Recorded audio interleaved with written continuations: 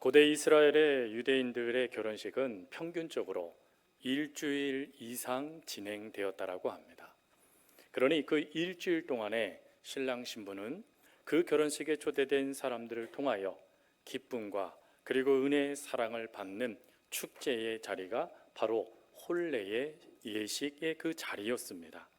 그런데 그 기쁨의 자리에 오늘 본문은 위기가 발생했다라고 말씀을 하시죠. 그 위기는 포도주가 떨어진 것입니다. 여기서 이 포도주가 떨어졌다라는 것은 유대 문학적으로는 세 가지의 문제가 발생됐다라는 것을 의미합니다. 첫 번째 문제는 고대 문화에서 포도주는 단순한 음료 이상으로 기쁨과 축복의 상징이었습니다. 그래서 시편 104편 15절 말씀을 보면 포도주를 사람의 마음을 기쁘게 하는 포도주다라고 기록해 놓고 있습니다. 즉 내 마음에서부터 기쁨이 샘솟도록 만드는 것, 그것이 바로 포도주라는 것입니다. 근데 이 기쁨의 포도주가 떨어졌다라는 것은 결국 그 기쁨과 복, 그 역사가 사라질 위기가 이 결혼식장에 닥쳐오게 되어졌다라는 것을 말하는 것입니다. 그리고 두 번째, 포도주가 떨어졌다는 것은 이스라엘 문화 가운데 특별히 환대 문화라는 것이 있습니다. 이 환대 문화라는 것은 유대인들에게 있어서 생존과 관련되어져 있었습니다. 특별히 유대인들은 유목 생활을 했죠. 유목 생활을 하다 보니까 어떤 상황, 어떤 환경에 어떻게 노출될지 아무도 알지 못하는 것입니다.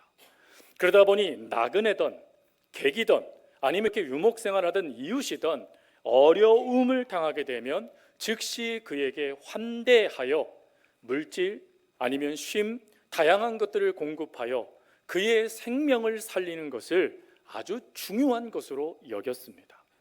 그도 그럴 것이 자신도 유목민이기 때문에 언제 어려움, 언제 고통, 언제 괴로움을 겪을지 알지 못하죠. 근데 그때 내가 흘려보냈던 사랑이 다시 내게 돌아오게 되어지는 것, 그래서 내 생명, 내 가족의 생명을 지키게 되는 것이 바로 이 환대 문화였다라는 것입니다. 근데 그 환대 문화의 역사가 채 펼치기도 전에 이들에게는 생존이 걸린 문제가 발생됐다라는 것이 바로 포도주가 떨어졌다라는 것을 말하는 것입니다. 그리고 세 번째는 종교적으로 위기를 겪다라는 것을 말합니다. 여기서 이 종교적으로 위기를 겪는다는 것은 뭘 의미하는 것이냐면 하나님께서 가끔 사람의 형상으로 천사를 보내어 성도들의 믿음을 시험했다라고 유대인들은 생각했습니다. 이들이 이렇게 생각했던 것은 바로 부지 중에 천사를 대접했던 아브라함의 믿음이 그들의 전통으로 그들 가운데 있었기 때문이었습니다. 그래서 남에게 대접을 할 때 혹 천사도 그 자리에 올 수 있고, 그리고 천사가 그 자리에 와서 우리가 대접하는 이 모습을 보게 되어지면 하나님은 시험했을 때 너 잘했구나 칭찬받을 수 있는 길이 바로 이 접대에 달려있다라고 유대인들은 생각했습니다. 근데 이 포도주가 떨어졌다라는 것은 결국 하나님의 시험에 통과할 기회가 사라지게 됐다라는 것을 말하는 것입니다.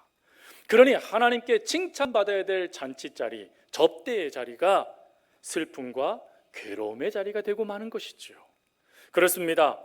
여러분, 포도주가 떨어졌다라는 것은 단지 술, 음료수, 그들에게는 포도주는 음료수니까 음료수가 떨어졌다는 것이 말하는 것이 아니라 막 결혼한 가정이 자신의 가정의 생존을 보장도 받고 하나님께 칭찬도 받을 수 있는 그 기쁨, 그 역사가 사라질 위기에 이들이 놓여지게 됐다, 직면하게 됐다라는 것을 말하는 것입니다.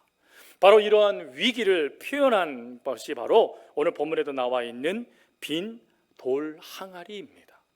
즉 열심으로 준비했지만 텅 비어버린, 그래서 아무것도 없는, 인간의 힘으로는 도무지 무엇도 극복할 수 없는 절망, 그것이 바로 지금 이 결혼식장에 포도주가 떨어짐으로 겪게 될 위기였다라는 것입니다. 여러분, 그런데 이러한 위기, 빈 돌 항아리와 같은 그 역사들, 절망의 현실들이 사실은 우리의 인생 가운데 얼마나 많이 나타납니까? 시편 13편 1절 2절 말씀을 보면 다윗은 이렇게 고백을 합니다. 여호와여, 어느 때까지나이까? 나를 영원히 잊으시나이까? 주의 얼굴을 나에게서 어느 때까지 숨기시겠나이까? 나의 영혼이 번민하고 종일토록 마음에 근심하기를 어느 때까지 하오며 내 원수가 나를 치며 자랑하기를 어느 때까지 하리이까? 라고 고백을 하죠. 여러분, 다윗의 이 고백처럼 하나님께서 임재하심의 그 역사가 마치 영적 가뭄처럼 여겨져 희미하게 보일 때가 얼마나 많습니까? 하나님께서 우리를 도와주시지 않으셔서 슬픔 가운데 내몰리고 기쁨이 사라진 현실 가운데 고통받을 때가 얼마나 많습니까? 그리고 우리들의 인생을 계획하며 꿈꾸며 아무리 준비를 많이 해도 늘 부족하고, 아니 부족할 정도가 아니라 그 모든 것들이 한순간에 고갈되어 버려 철저히 준비한 모든 것들이 물거품처럼 여겨져 버리는, 빈 동아리처럼 여겨져 버리는 현실들을 우리가 얼마나 많이 겪습니까? 그래서 이러한 고통, 이러한 괴로움을 한 시인은 이렇게 말합니다. 기쁨의 자리가 슬픔의 자리가 되고 삶의 희망을 꿈꿀 자리가 삶의 절망이 가득한 어둠이 되었다. 여러분, 이것이 우리가 기대하지 않았던 우리들의 삶의 모습, 현실이 될 수 있다는 것입니다. 이런 현실 속에 있을 때 우리는 처음에는 기쁨으로 꿈꾸며 나아가지만 곧 그 기쁨이 사라져버리고 절망할 수밖에 없는 게 우리네 인생 현실이라는 것이죠. 그러면 이러한 현실 속 삶의 행복, 기쁨이 한순간에 빼앗아 가버릴 수 있는 위기에 직면하게 되어졌을 때, 그리고 그 문제들에 여러분들이 노출되게 되어졌을 때 하나님께서는 우리들에게 어떠한 기쁨을 허락하셔서 우리의 기쁨이 지속되어져 우리의 삶이 중단되지 않도록 채워주실까요? 즉, 우리 속에 나타나는 수많은 극복할 수 없는 문제들이 우리가 직면하게 됐을 때 예수님께서 우리의 삶에 허락해 주시는 기쁨, 우리의 삶이 중단되지 않도록 끊임없이 살아내도록 채워주시는 하나님의 기쁨의 은혜는 무엇이겠는가 하는 것입니다. 우리는 오늘 본문을 통하여 주님으로부터 주어지는 기쁨 두 가지를 발견하게 됩니다. 첫 번째 기쁨은 우리의 문제, 우리의 위기를 외면하지 않으시는 기쁨입니다. 여러분, 가나 혼인잔치 가운데 문제가 발생됐다라고 이미 살폈습니다. 그 문제는 6절 말씀처럼 돌 항아리 6개의 물이 가득 찰 정도로 있었던 그 준비가 다 떨어져 버려서, 즉 많은 사람들이 그 결혼식장에 참여하러 말미암아 3절 포도주가 떨어지는 상황에 놓이는 것을 말하는 것입니다. 즉 기쁨의 자리에 떨어짐, 없다, 부족함의 위기의 상황이 나타난 것입니다. 그런데 이러한 위기의 상황에 누가 그 자리에 계셨는가 하는 것입니다. 본문 2절 말씀해 보니까 이렇게 기록되어 있습니다. 예수와 그 제자들도 혼례 청함을 받았더니.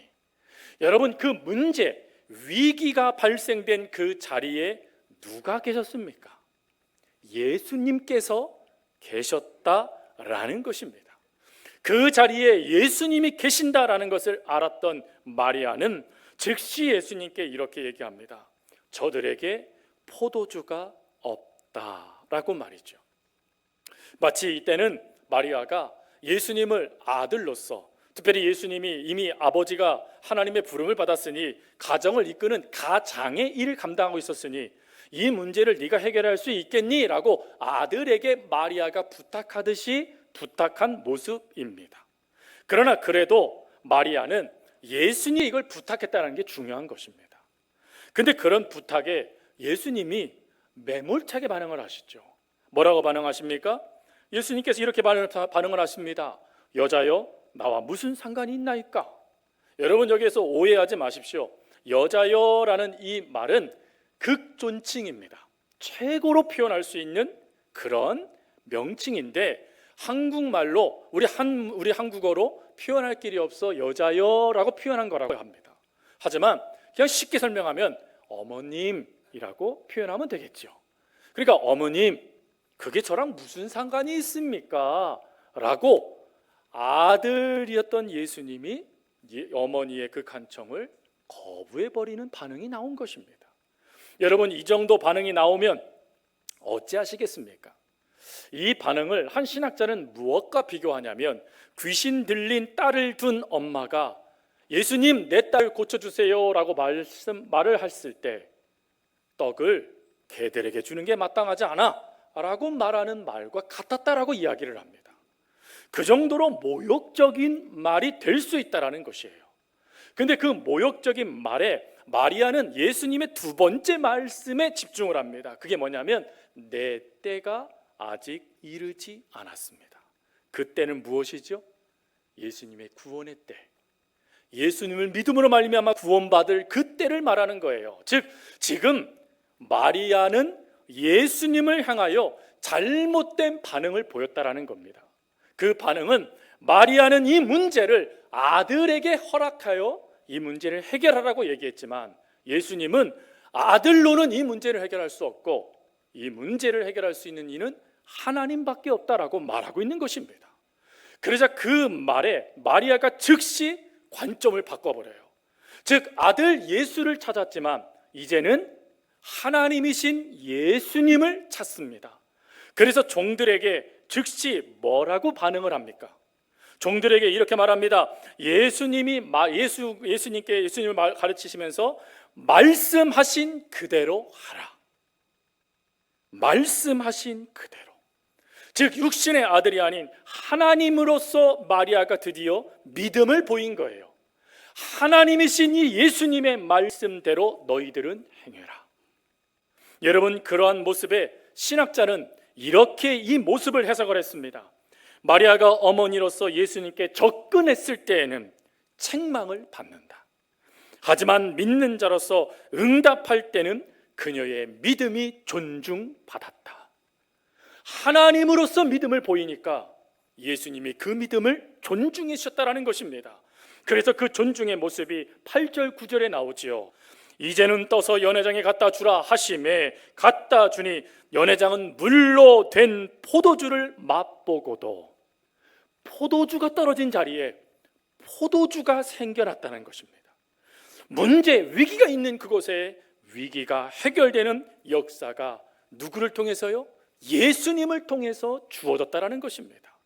성도 여러분, 이러한 마리아가 믿음을 바꾸어 예수님을 믿음의 대상으로 인정했던 모습과 반대되는 모습이 마가복음 4장에 나옵니다.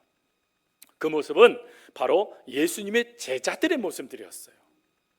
예수님께서는 갈릴리 호수를 가로질러 거라사 지방으로 제자들과 함께 배를 타고 출발을 하십니다. 그런데 광풍을 만나게 되죠. 광풍을 만나게 되자 제자들이 어찌합니까? 동행 구절인 마태복음 말씀에 보니까 제자들이 밤새 힘써 노를 저었더라라고 기록되고 있습니다. 즉, 그 배 안에 계신 주님께 문제를 맡긴 게 아니라 문제를 내가 해결하겠다라고 달려들고 있었다라는 거예요. 달려든 결과가 무엇입니까? 마가복음 4장 말씀에 보니까 이들이 무서워하고 두려워하였더라. 결과는 문제 해결이 아니라 두려움만 더 가득하게 됐다라는 것입니다. 그때 예수님을 비로소 위기 끝자락에 제자들이 찾으면서 말합니다. 우리가 죽게 된 것을 왜 돌아보지 않습니까? 근데 예수님 첫 마디가 무엇입니까? 예수님께서는 마가복음 14장 40절에 이렇게 말씀을 하십니다. 너희가 어찌 믿음이 없느냐. 문제를 해결하실 주님이 계신데 찾지 않았다라는 거예요. 찾지 않았다라는 것은 뭘 의미하는 것입니까? 믿지 않았다라는 걸 말하는 것입니다. 오병이어의 기적을 일으키셨던 예수님이 지금 그 배에 계신데 믿음을 반응하지 못한 거예요. 여러분, 이러한 모습에 우리 주님이 꾸짖으시며 그리고는 문제를 해결하시고 그들을 거라사 지방으로 이끌어 가십니다. 여기서 우리가 기억할 것이 있어요. 즉, 비록 우리의 인생에 믿음이 없어서 주님을 찾지 못할 때도 있다라는 것입니다. 즉 주님이 내 곁에 계시지만 계심을 인지하지도 못할 그런 순간에 우리가 놓일 때도 있다라는 것이에요. 여러분, 그러할 때 우리 주님이 어찌하실까요? 우리 주님은 비록 꾸짖을지라도 그 문제는 해결해 주시는 분이시라는 것입니다. 그리고 또한 거기서 끝나지 않고 주님께서 그 문제를 허락하셨다라고 생각 가운데 원망할 때도 있잖아요. 여러분, 하나님, 내가 하나님을 이렇게 믿는데 하나님은 어떻게 저에게 이러실 수 있어요? 원망 말입니다. 예, 이 원망의 모습이 출애굽한 이스라엘 백성들에게도 나타납니다. 하나님께서는 이스라엘 백성들을 430년간 이스라엘 애굽 땅에서 종노릇하던 그들을 건지어내십니다. 그래서 그들을 출애굽하여 자유인이 되도록 만들어 주셨어요. 그런데 여러분, 그들 가운데 위기가 닥치네요. 그 위기가 뭡니까? 바로가 그냥 내보내기를 원치 않는 겁니다. 그래서 병거와 군대를 이끌고 이스라엘의 뒤를 쫓아오기 시작하는 거예요. 여러분, 이러한 상황에 노출되자 그들이 어쩌합니까? 하나님을 여실없이 놓쳐버립니다. 그리고는 스스로 결론을 내리지요. 그 결론이 무엇이냐면 죽게 되었다라는 결론입니다. 그 결론에 다다르게 되어지니까 이들이 어찌하냐면 모세를 향하여 원망합니다. 그 말씀이 출애굽기 14장 11절에 기록되어져 있지요. 애굽에 매장지가 없어서 당신이 우리를 이끌어내어 이 광야에서 죽게 하느냐. 모세를 향한 비난이 아닙니다. 모세를 향한 원망이 아니에요. 이 원망은 하나님을 향한 원망이에요. 하나님 때문에 지금 죽게 됐다라는 겁니다. 여러분, 이런 원망 정도 들으면 하나님이 괘씸하다 생각할 수 있지 않으시겠습니까? 근데 우리 주님, 우리 하나님은 그러지 않아요. 원망이 가득한 그 자리에 하나님은 은혜를 베풀기를 작정하십니다. 그래서 그들을 내버려 두시는 것이 아니라 적극적으로 그 위기에 개입하십니다. 그래서 먼저 하나님은 모세를 향하여 말씀합니다. 너 지팡이를 들고 바다를 향하여 양손을 들고 서 있어라 말씀을 하세요. 모세는 이해되지 않는 명령에 그대로 순종합니다. 그랬더니 하나님이 밤새 강풍을 불어서 홍해바다를 가르십니다. 거기서 끝나시나요? 아니요. 하나님은 두 번째 조치를 취하시지요. 그게 무엇이냐면 하나님의 임재의 상징인 구름 기둥을 애굽 군대의 진영으로 이끌어 버리시는 겁니다. 그때 성경은 이렇게 말합니다. 구름과 암흑이 그들에게 임하였더라. 즉 그 구름과 암흑 가운데 그들이 애굽 군대가 어떤 역사도 이루지 못하도록 하나님이 그들을 딱 잡아버리신 것입니다. 그리고는 마른 땅처럼 이스라엘 백성들이 건너가도록 그 시간을 보장해 주세요. 거기서 끝나지 않습니다. 아예 그 위기를 조장했던 그 싹을 잘라버리십니다. 즉 애굽의 모든 군인들을 홍해바다에 몰살시켜 버리십니다. 우리 주님은 비록 원망하는 삶을 보이는 자리일지라도 하나님 되심을 드러내 주시는 분이시라는 거예요. 이걸 깨달았던 모세는 출애굽기 14장 30절 31절에 이렇게 고백을 합니다. 바로 그날 주님께서 이스라엘을 이집트 사람의 손아귀에서 구원하셨고 이스라엘은 바닷가에 널려있는 이집트 사람들의 죽음을 보게 되었다. 이스라엘은 이집트를 치신 주님의 크신 권능을 보고 주님을 두려워하고 주님과 주님의 종 모세를 믿었다. 하나님의 놀라운 역사를 드디어 보고 원망하던 자들이 하나님밖에 없군요 라고 하며 드디어 믿게 되었다라는 것입니다. 사랑하는 성도 여러분, 오늘도 하나님은 우리의 삶을 외면하지 아니하시고 문제에 적극적으로 개입해 주시는 분이십니다. 그래서 이 땅의 위기와 문제에 직면하여 기쁨을 잃어버리고 삶의 소망도 잃어버려 그 삶이 중단될 위기에 처해져 있는 여러분들의 삶을 개입하셔서 그 기쁨 가운데 여러분들의 삶이 지속되도록 역사해 주시는 분이십니다. 비록 원망하는 자일지라도 말입니다. 그 하나님께서 여러분들을 향하여 이렇게 말씀하십니다. 스가랴서 2장 10절 말씀입니다. 여호와의 말씀에 시온에 따라 노래하고 기뻐하라.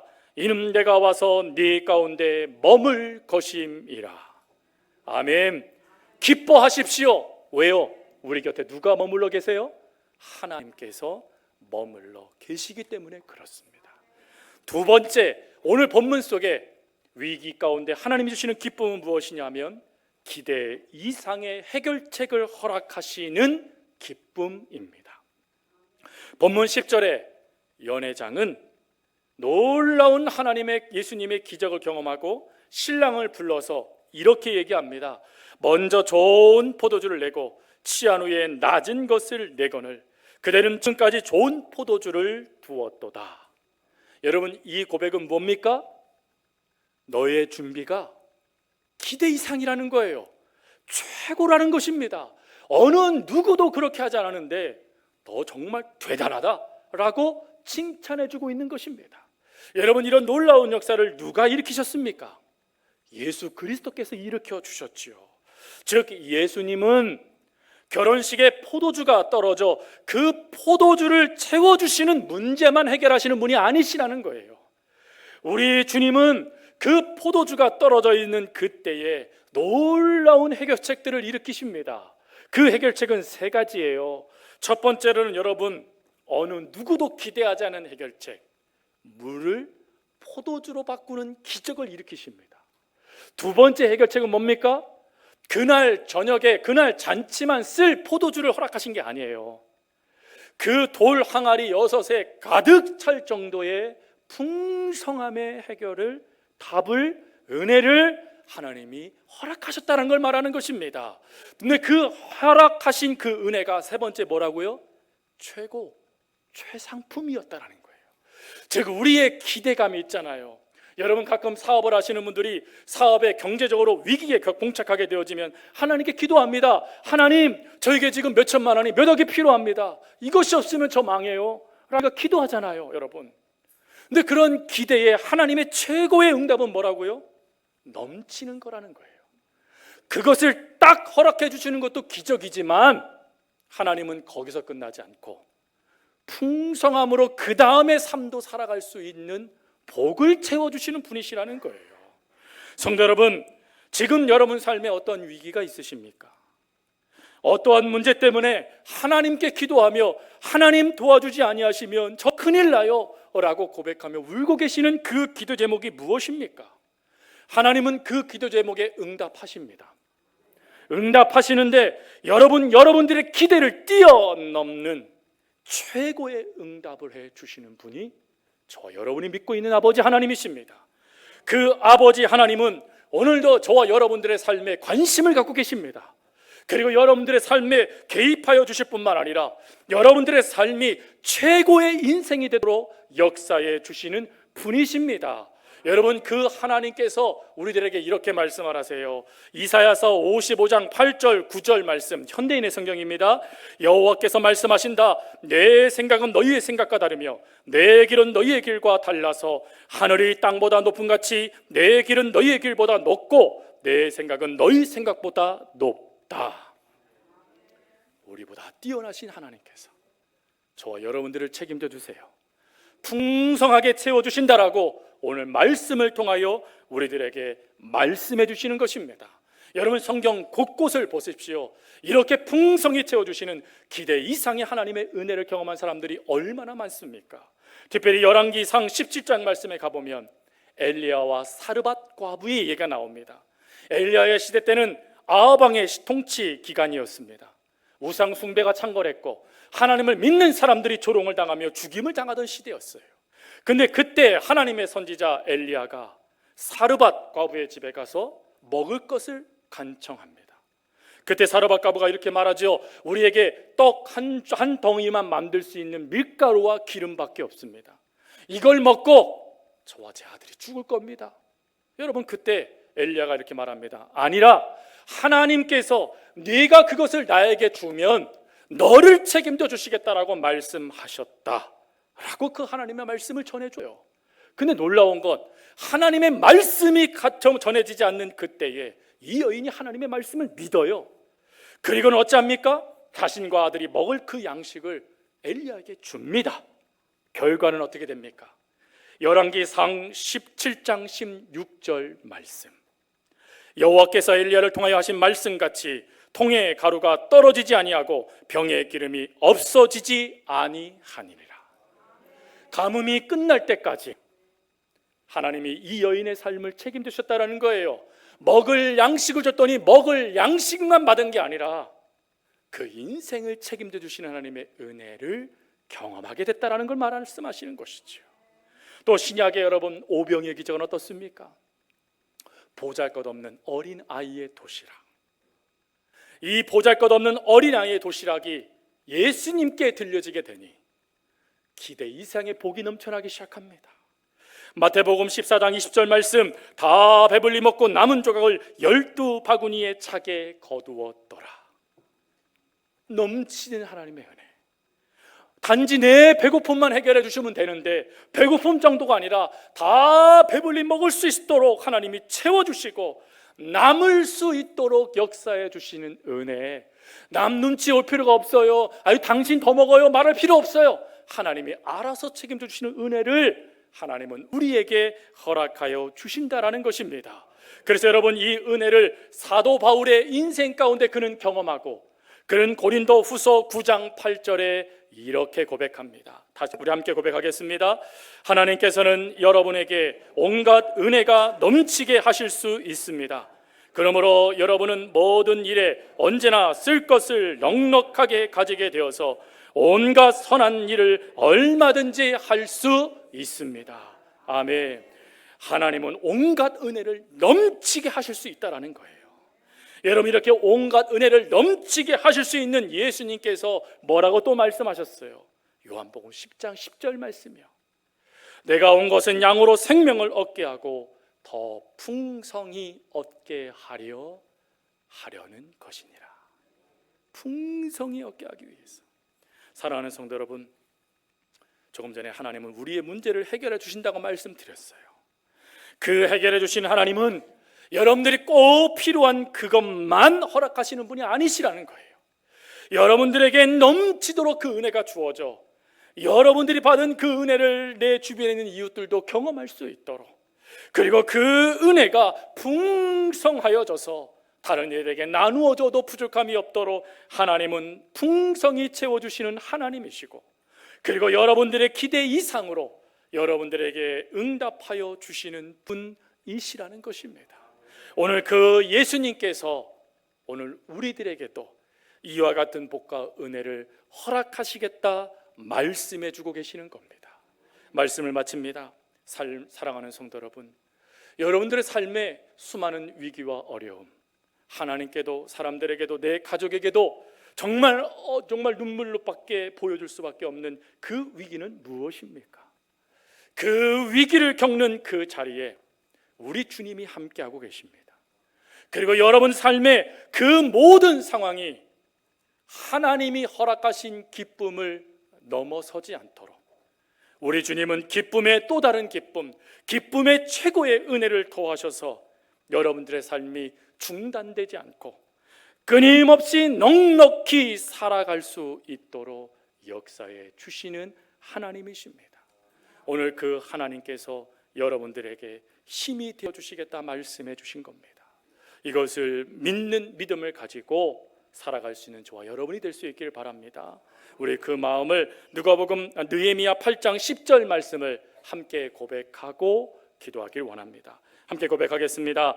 그리고 나 느헤미야는 다시 그들에게 이렇게 말하였다. 여러분은 집으로 가서 잔치를 베풀고 마음껏 먹고 마시며 가난한 사람들에게 나누어 주십시오. 오늘은 여호와께 거룩한 날이므로 슬퍼해서는 안 됩니다.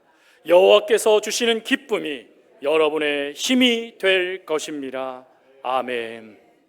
주님께서 주시는 기쁨이 여러분들의 힘이 될 것입니다. 믿고 즐거이 잔치하며 기쁨으로 살아갈 수 있는 저와 여러분의 삶이 될 수 있기를 간절히 주님의 이름으로 부탁드립니다.